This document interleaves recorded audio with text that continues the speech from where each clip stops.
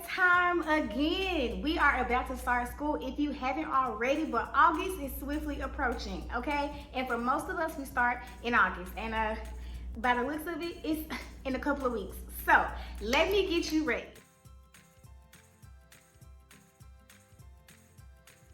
Hi guys, welcome back to my channel, Solved with Ross, and today I am going to be sharing with you all 5 things that you need to do in the first 5 days of school. Number 1, contact every one of your students' parents or guardians. Yes, every last one of them. No matter if you have 30, 80, or 120, please set out the time to contact every last parent. If it's a phone call, a text message, an email, whatever the case may be. Do not leave it up to open house. Do not leave it up to them contacting you, all right? Take that initiative and let your parents know that this is who you are. You are the English teacher, you are the math teacher, whatever it is. Let them know who you are and just introduce yourself on a positive note. Please don't let the first time you contact home be about a negative report. That is not okay. Okay, so number 1, make sure that you contact every last one of your parents. Number 2, learn your students' interests. Okay, give them a survey, give them some sort of bio to fill out, however you want it, but get to know them, all right, the things that they like. And then not only like their favorite color and favorite foods, but also get to know the things that kind of make them unique. Like, are they from a military home? Are they adopted?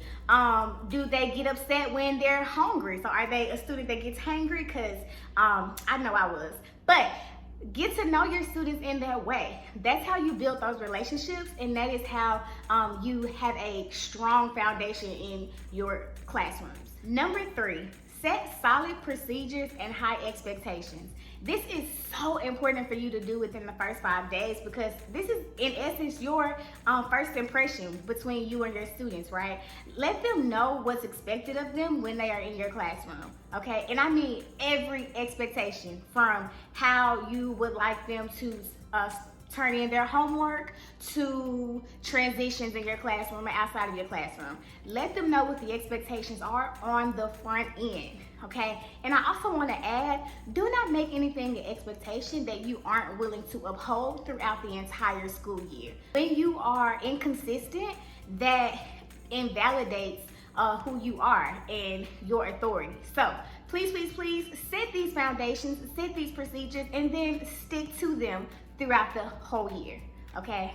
Hold your students to them, and that is expecting them to uphold to those high expectations. Number 4, check your bias before it becomes a prejudice. This is what I mean. Each and every one of us has a bias of some sort, okay? And the first way to addressing it is just acknowledging it.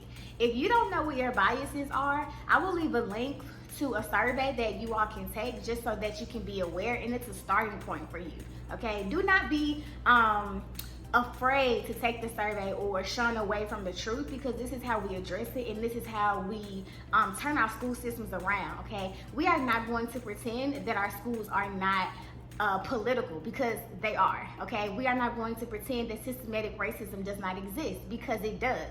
But one of the ways that you can make a difference is keeping your bias in check, okay? No matter how a student came to you, it doesn't affect how they are going to perform in your class, okay? Students change, people change each and every day, each and every year. So no matter what you heard or your own perceptions, that student is unique and different. And so all of your predispositions need to be thrown out the window, okay? And I know that we as teachers, we're like, oh, of course I don't think of them any type of way, or I don't have any negative bias, but I will caution you to do a little bit of internal searching, just to make sure that all of your biases are in check and that none of them are bleeding out onto your students. Number 5, give yourself and your students grace. You all, we are still bouncing back from a pandemic, and not everything is back in the way that we are accustomed to it being. So it's okay if every lesson isn't perfect.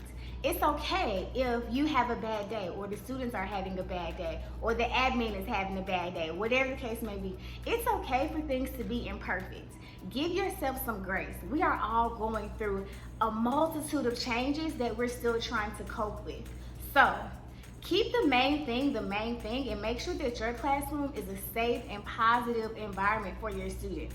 That's the main thing. And seeing them grow throughout the school year is so rewarding, okay? So if everything is not how you planned it in the lesson, or how you wanted it to go, or whatever the case may be, every day is not going to be a sunshiny day. And that's okay. Give yourself grace and live to fight another day, because we need you in the classroom and we need you at your best. So go in every day with a fresh outlook and just do the best you can, because we're all doing it anyway.